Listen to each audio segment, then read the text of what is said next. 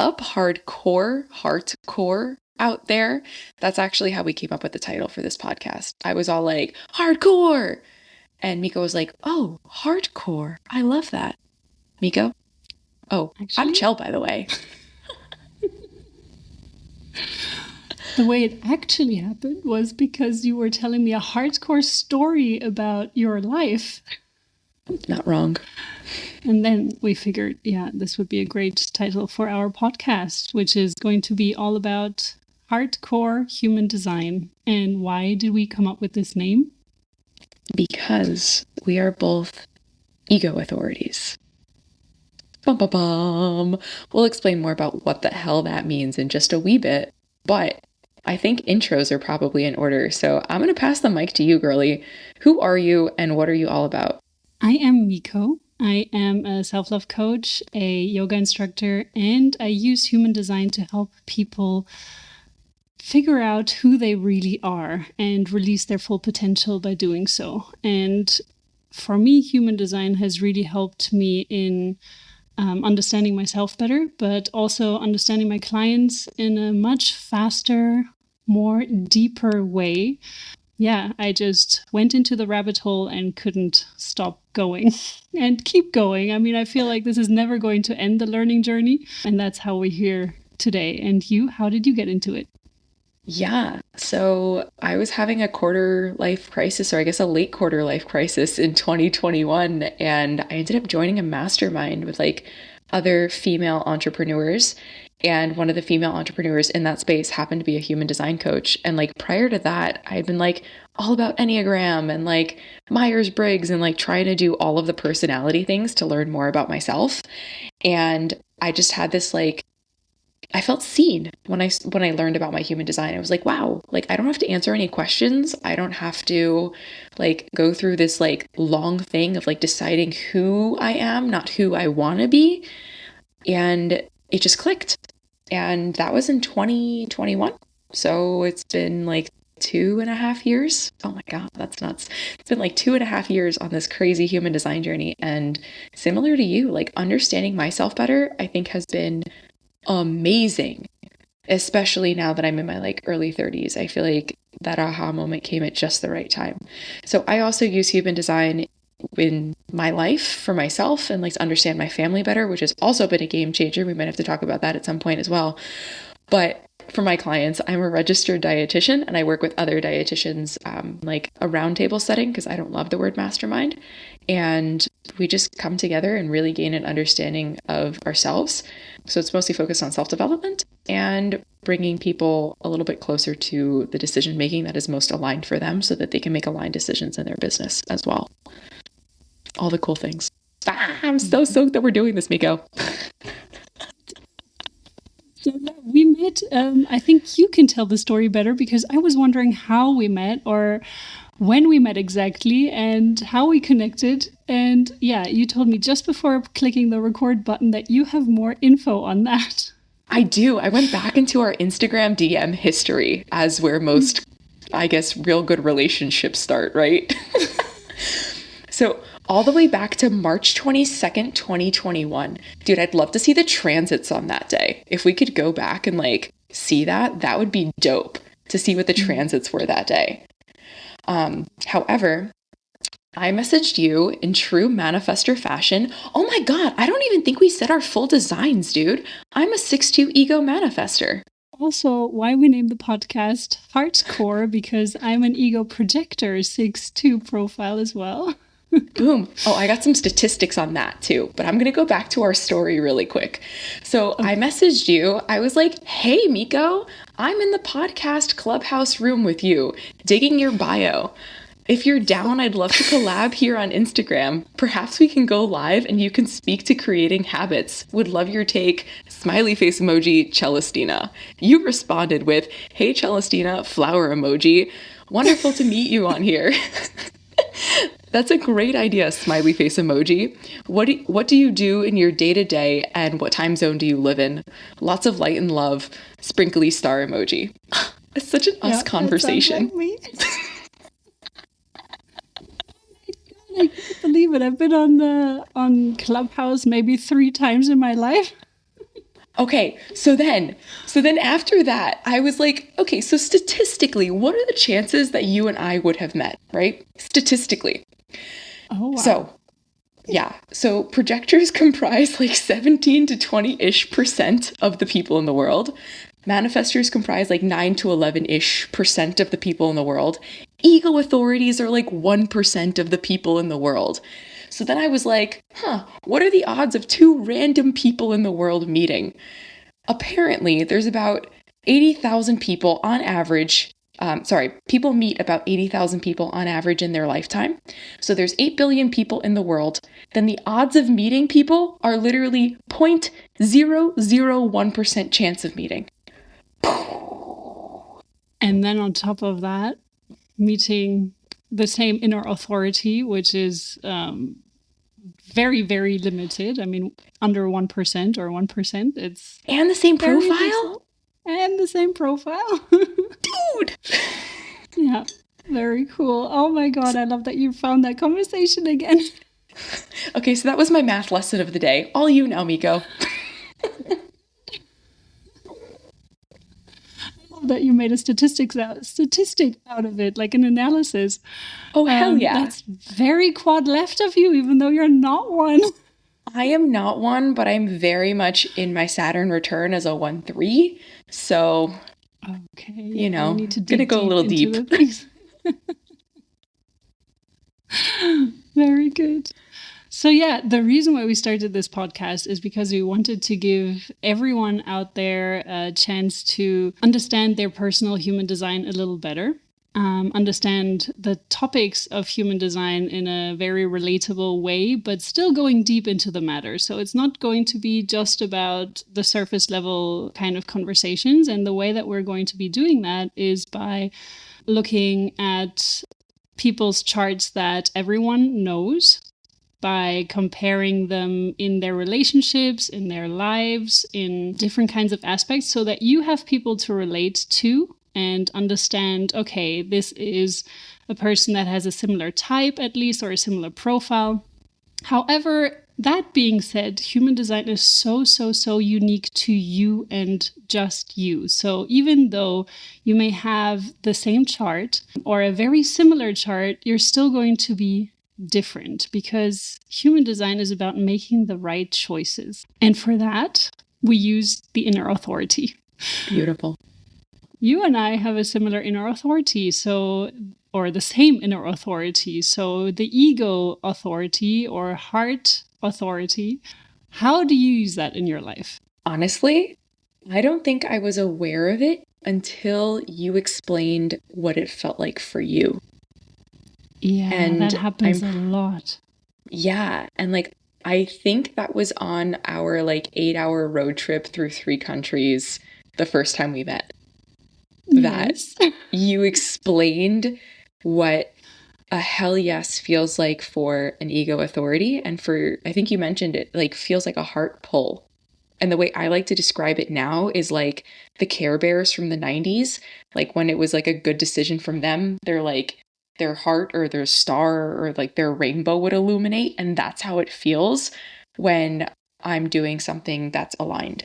What it feels like for me too. And what we often struggle with is this being a little egoistic, but in a healthy way. We're being conditioned as ego manifestors or ego projectors, which are the only 2 types, by the way, that can have the ego authority. So we are being conditioned to not be selfish, to be selfless. And while this topic is very heavy in this culture, it's looked upon in a very negative way a lot of times, being egoistic in a healthy way is a good thing. What is your experience with that? Oof, dude, that hits real hard. So I think my earliest memories of like the ego selfish word came up when I was probably like 3 or 4, just living my best life, being little manifestor me. And I've like watched home videos recently and she was cray cray. But like, But like my Well, grandma yeah, would be like, oh, manifestors are supposed to be doing oh their yeah, own thing and following their heart in your case. Yeah. oh yeah, yeah, little me was a baller. And like it's kind of cool watching those like old home videos of just like little you being little you without any inhibitions. But I vividly remember my grandmother, like on my mom's side, being like, Chelly, that's what she called me, don't be selfish. Or like, yeah, it was just very interesting. And I don't recall being selfish. Like, I didn't have siblings, it was literally just me. Or I don't have siblings, rather. But those words hit hard. And as an adult, I like legit had to go to therapy because of a decision, like a big decision in my life that I had to make because I thought I was being selfish, like Mm. making that decision. So, yeah, it's just really interesting how we are designed, beautifully designed to be ourselves, and how conditioning and external forces can impact us. Mm. This is what human design is about. It shows you who you are and who you're here to be and how you're here to make decisions. And in some instances, this can hit very hard. The more you've been conditioned in your life by someone or something, or like it can be in events in your life, it can be people in your life, it can be cultural, social, spiritual, emotional, physical. It can be on all different kinds of levels. And the more you've been conditioned, the harder it is for you to sometimes even accept your inner authority. And in Celestina's case, her heart, her ego authority is on top of that unconsciously defined. So Girl. she has the channel, she has a full channel, one channel, Just one. but it's split in half.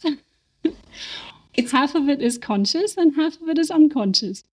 yeah, okay, I got two things. I'm going to answer this question and then I'm going to throw this back at you. So, the way this presents itself for me, because I have the channel of like giving people the resources that they need, right? I find myself having this like feeling a major pull whenever I see like people who not necessarily are homeless, but like don't have a ton of stuff, right? Or are maybe disenfranchised, or like not disenfranchised, that's not the right word, but just they have some type of disadvantage, right? That's when I feel the biggest heart pull. And again, this is not to gloat, but like the times I've felt the biggest heart pull is I was like sitting in Starbucks, like, and these two dudes came in. They were like sitting there for a while, just like charging their phones, using the restrooms. And I saw them multiple times throughout that week because I just happened to be like getting a project done. And that was the nearest cafe near me. So not that I'm like sponsor a Starbucks, but like I'm just saying it was the nearest cafe near me. What I'm trying to say is I noticed that there was a pattern with these dudes. And I think the second time I saw them, I ended up having a gift card in my like wallet that I didn't need. And I was like, would this help you guys? And I think it was a pretty hefty gift card too. It's like 50 or $100, right? And that's not something that I would typically give lightly, but dude, I felt this immense heart pull knowing that I had the resources to be able to help them. And I think that was really cool. So I find that I have the biggest heart pulls when it's something that I like either physically have on me or something is close and I can help someone. But yeah, I'm going to toss this back at you. When did you recognize your heart pulls? Because you had your human design journey way earlier than I did. When did you start noticing heart pulls? I connected with my human design very quickly. So once I saw it and understood what that meant, and after finding, because it was really difficult finding information about the ego authority, I felt Yeah. like no one was really describing it properly or well. And I had to kind of figure it out myself as well. So I learned about it and I recognized it, and I kind of made up my own definition of it or how it felt. And that was by reflecting back on my past, all the decisions that I've made. And also, of course, observing myself in the present moment, or yeah, now in the past, but moving Yeah. forward since I learned human design, I was just observing how I made decisions and what it felt like inside of me. And I felt like the the best decisions I've made are not necessarily the ones that led to most of my happiness as well. But it was definitely lessons that I had to learn. So human design is not going to save you from heartache. It's not going to save you from challenging situations, but it's going to reduce the struggle. So it's going to reduce the resistance, which is really interesting. So all the decisions I've made while I was doing them or making them, they didn't really make sense to me. But in hindsight, everything I did, every topic I chose, every person I chose to be with or have in my life, they all make sense in hindsight. So my parents, thankfully, always gave me the freedom to decide whatever it is I wanted to do. They always told me, okay, follow your heart in not so many words, but that was the sentiment that they gave me, because I was always allowed to do what I felt I wanted to do. So I studied psychology, photography, criminology, communications design, profiling. So I studied all of these things, and also the alternative doctor in Germany. So after going all over the place, now it all makes sense. And the decisions were correct, in my opinion, because I'm using every single thing I've learned right now in my self-employment, in opportunity. And so for me, now moving forward, I understand that the decisions I'm making, or for me, the heart pull that I'm feeling, the channel that I have is 2551. And that is a lot about transformation, not only transforming other people, but also transforming myself. And it happens through shock a lot of times. So I often shock people into transformation. I also shock myself into transformation. So this is kind of what happens. The decisions I make are shocking to the world around me a lot of times. They can be a shock to my own system, but they are, in the end, when I follow my heart, they are right for me. I love that. Do you recall any times as a kid of being able to follow your heart? Because your parents really encouraged you to do that, right? Yeah. I feel like I was always allowed to follow my heart, but often my mind, or sometimes my mind, came in and said, hey, maybe you should take that decision because it's just more logical. It makes more sense. It feels better for societal reasons or things like that. And that is a tough one. Yes, for every single authority out there, I feel like this is a really tough one to get over, and to stand your ground, and to just follow what's inside of you instead of what has been imposed on you. Ooh, dude, that is a topic for, we can go so deep into that, but that is a topic for another day, because little manifestor me at 3 definitely turned into an MG when I got into school. Ugh. Oh, yeah. Yeah. Yeah. That might be a deeper dive on another day, but yeah. Definitely. So this is for everyone that doesn't know what that means. So MG means manifesting generator. And non-sacral beings, so those are reflectors, projectors, and manifestors. They do not have the sacral defined.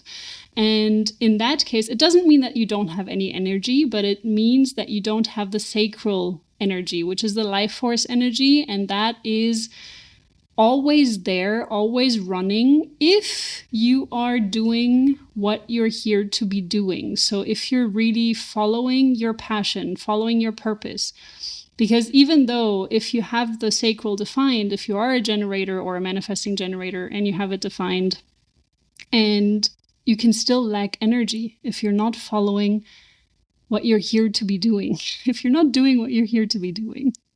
So when a non-sacral being is becoming, in this case, Celestina is becoming a manifesting generator, what she means by that is that she's trying to have this unlimited amount of energy, and she's running herself dry by doing that. She's exhausting herself at some point. It may work at the beginning, because she's picking up the energies from everyone around her. And she's like, okay, yeah, I can do that.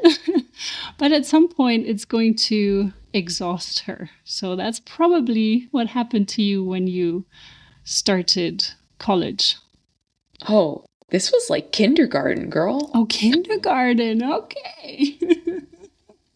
So like my entire academic career, I was like hardcore MG. Well, even after that, you told me that you really worked crazy hours, and this also kind of led to you pulling the brakes. And oh yeah, I'm pretty sure the reason I went so deep into like the self-development world in 2021 is because I like took a month off of my work, meaning like my job that my self-employment, that's the word that I'm looking for, and really needed to step back. But yeah, that was like the first time I think in my adult life in 2021 that I like allowed myself to chill for the first time ever. And it's interesting because I don't think of myself as neurotic, but I feel like my parents' favorite line for me is chill chow, which is really interesting. Mm-hmm. Yeah. Isn't that crazy? That's really interesting. Well, I've just run a chart of someone who's probably raised in an all-generator household. At least I know 3 designs of her family, and I know that they're all sacral, and she is apparently a reflector, but she is running on high energy. Like, I feel like, I mean, I'm still surprised that she's a reflector and showing up as a reflector because, or like in the chart showing up as a reflector, because in life she's behaving like a manifesting generator or a pure generator, like probably 3410 channel or something. A 3420 channel, sorry. I think that also reflects the environment that you're in, right? Like both of my parents are MGs. They both have 2 lines. So like we all like kind of keep to ourselves, which is super nice. I'm not going to lie, but they're both emotional MGs. And it's a lot. Like they're go all the time, like little Energizer bunnies. You know that commercial? It's maybe a United States reference, but no. Okay. But it's just very interesting. So I understand your aha when you saw that this person is a reflector, but having grown up in a mostly generator household, right? Like that shows you, I think, how much conditioning can affect you, which is insane. Yes. Reflectors have the most protective aura on top of that. So good for them. They need it. Yeah, they do. So for everyone that doesn't know, a reflector is completely open in their chart, at least in their centers. They have a few gates, but they don't have the center is defined. And everywhere where you're undefined in your chart, that's where you're taking in and amplifying energies around you.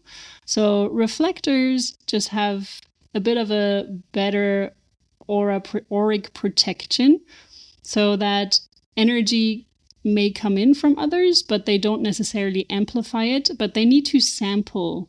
They are like little bees sampling all the energies around them. But instead of the pollen latching onto their legs, they're able to just leave the pollen where it is, more or less. I like that metaphor. When you said sampling, I thought of like an all-you-can-eat buffet. Or that, yeah. But then they would put on weight, probably. Yeah, so it's not the right metaphor. I love your bee metaphor, though. That was beautiful. It's cute. Okay, well, for an introduction, I think this is good, unless you have anything else to add. And we're always welcoming any kind of feedback and requests, especially for any future podcast episodes. Most definitely. Yeah, I don't have anything, but I'm excited to continue speaking about this because I feel like we only scratched the surface today, and I'm so stoked to go deeper. Absolutely. And for you guys to experience more of us, because we're magical together, and I'm not just saying that. But I mean, yeah, no, it's true. It's true. Agreed, if you're not feeling the vibes already, like, stay tuned for the next episode, please. Yes, we're just getting started, and this is just a little teaser, you know? It's Yeah. okay. Cool, guys. Until next week. Ciao. Bye.